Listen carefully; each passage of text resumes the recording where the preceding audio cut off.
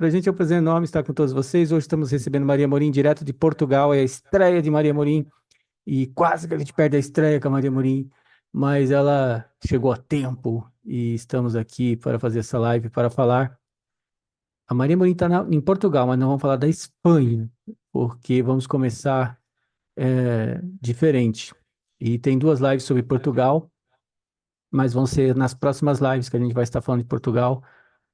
Vamos falar da Espanha, que é um assunto bem interessante que a gente vai estar abordando. Boa tarde, Maria Morim. Deixa eu colocar você aqui como co-anfitriã, porque senão não vai ter jeito de você falar com a gente. Então, peraí. Prontinho. Pode abrir seu microfone. Fique à vontade. Tudo bem contigo? Olá, tudo bem, Edson? Tudo bem? O fundo do Zoom te deu um Está a baile, ouvir? hein? Te Pois deixou na foi. mão. Enfim, eu, eu costumava estar a falar à noite e então o Zoom estava a funcionar de uma forma diferente. Neste momento ainda é dia aqui em Portugal e olha, foi, ah, Daquele jeito. quer dizer, pegou-me aqui uma partida, Ah, não esquenta a cabeça. pegou-me Próxima uma live partida mesmo. a gente vai estar tranquilo. Vamos falar sobre um assunto bem interessante hoje. E levando e dizendo para nossa audiência que nós estamos produzindo aí muitos vídeos, né? Então os assinantes estão realmente assim de boca aberta. Eles falam: como é que vocês conseguem produzir tanta coisa? Não, é que nós temos uma equipe muito competente. Nós temos nossos correspondentes que estão fazendo um grande trabalho e está permitindo que a gente consiga fazer um trabalho como este, né? Que é único, é diferenciado. Imaginem vocês que serão 150, 180 produções por mês, e olha que a gente está construindo tudo com o carro andando. Ainda não estamos na situação que nós gostaríamos de estar, né? Porque a coisa toda, a gente definiu o projeto de mudança do conhecimento é poder para a rede global. E aí a gente está nessa loucura, né? Tá tudo acontecendo ao mesmo tempo, tem novos correspondentes chegando, tem o site sendo criado, agora com a ajuda também, e eu quero agradecer aqui o Bruno Sugai, que está lá no Japão ajudando a gente também com o site, a Ariane e a Celeste e a Tati, e todo mundo, né? É uma equipe grande, nós temos aí 20 correspondentes, né? Hoje tivemos à tarde uma live muito legal com o Vitorino, de Angola, e agora vamos falar da Espanha. Então, ah, vamos colocar na tela as informações e deixa eu só fazer um pequeno detalhezinho que é importante e pronto. Tá lá. Bom, é o seguinte. Aqui nós podemos dizer que dá para equalizar o que está acontecendo na Espanha e em Portugal, a gente fazer um bate-papo, um bate-bola com os dois países. Eu acho que é bem possível. E, e como a nossa querida Maria Morim está em Portugal, vai ser bem interessante porque eu posso direcionar as perguntas para as duas situações. Só quero te fazer uma pergunta de curioso. Curioso mesmo. Espanhóis e franceses se dão bem ou tem algum tipo de rixa, algum tipo de. Porque tem uma história, né? Tem todo um processo, foram países aí dominantes durante um período. Eu não sei se tem alguma coisa na história que coloca os dois em conflito, se vocês têm uma rivalidade histórica, ou é tudo tranquilo, se dão bem. É assim, depende das pessoas, Edson. Há pessoas que realmente. Mas isso é em qualquer lado, temos que ser francos, em qualquer lado. Claro que houve essa história destas guerras, entre aspas, de um país para o outro, não é? Que é da Península Ibérica, nomeadamente, que fez com que as pessoas, no fundo, houvesse ali quase como um combate umas com as outras. Mas neste momento, eu tenho ido de vez em quando à Espanha, eu não tenho sentido isso. Os espanhóis, no geral, são pessoas até de bom trato, não tenho sentido isso. Nem eu, nem a maior parte das pessoas. Eu tenho várias pessoas na classe, quer dizer, de foro amigo, os amigos que trabalham em Espanha e eles têm-se dado muito bem. É assim, muitas das vezes os espanhóis é mais difícil de chegar a eles. Eles não têm, não será no geral, como em todo o caso, mas não é tão fácil eles falarem, eles não são tão abertos, dependendo também das zonas de Espanha, mas no geral eles não são tão abertos como aqui em Portugal. Por isso, eu, hum, eu gosto até de falar para espanhóis, mas tenho alguma dificuldade muitas das vezes no entendimento, sobretudo na parte dos espanhóis na zona de Madrid, que é mais central. Na Galiza, que é mais perto daqui, não tenho qualquer problema. E é assim, dificilmente se fala dessas histórias antigas, porque acho que já não faz muito sentido. Já não faz muito sentido neste momento. Nós estamos na Europa e dependendo também das idades de cada cidadão, eu não tenho sentido esse tipo de rixa. Mas claro que aconteceu, sim, sem dúvida, isso aconteceu. É, história. Mas só que É, assim, existe um. Eu não entro no mérito da dialética do sistema que usa ideologias para mover a mente da galera. Então, esse negócio aí de racismo, por exemplo, para mim é uma coisa totalmente idiota, burra, porque é, não existe negócio de cor. Todo mundo é humano, todo mundo é ser humano. Deveria se partir do princípio mesmo. que brancos, negros, amarelos, verdes, azuis, estou colocando outras cores aí. É todo ser É, humano, não tem esse negócio. Essa coisa foi criada pelo sistema para jogar umas pessoas contra as outras. E aí esse bando de gente sem noção vai atrás disso, sabe?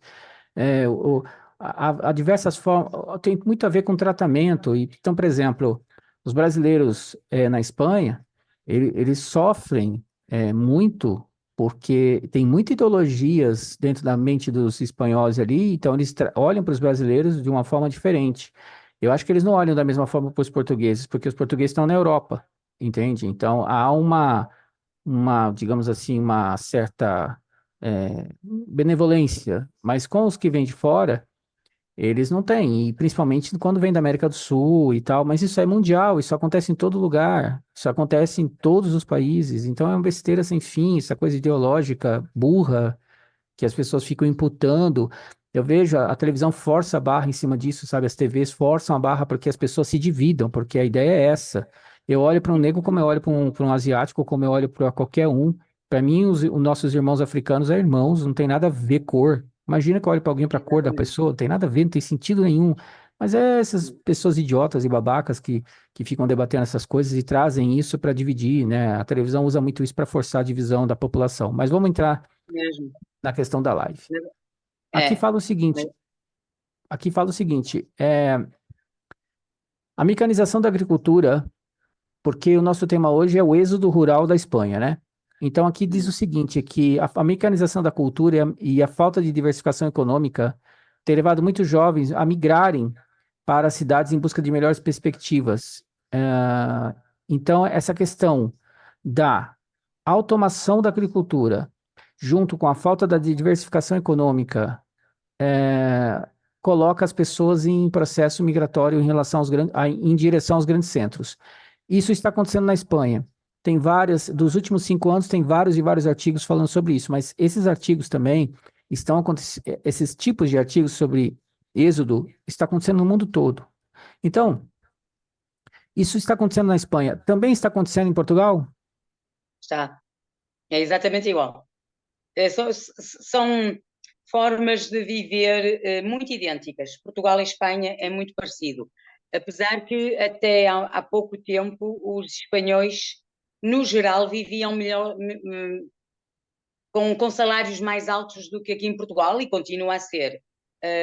Mas tem vindo a haver uma degradação com o tempo, porque eles também foram, no fundo, o próprio governo espanhol, que nós, enfim, infelizmente sabemos que o governo não manda nada, não é? São paus mandados, mais nada.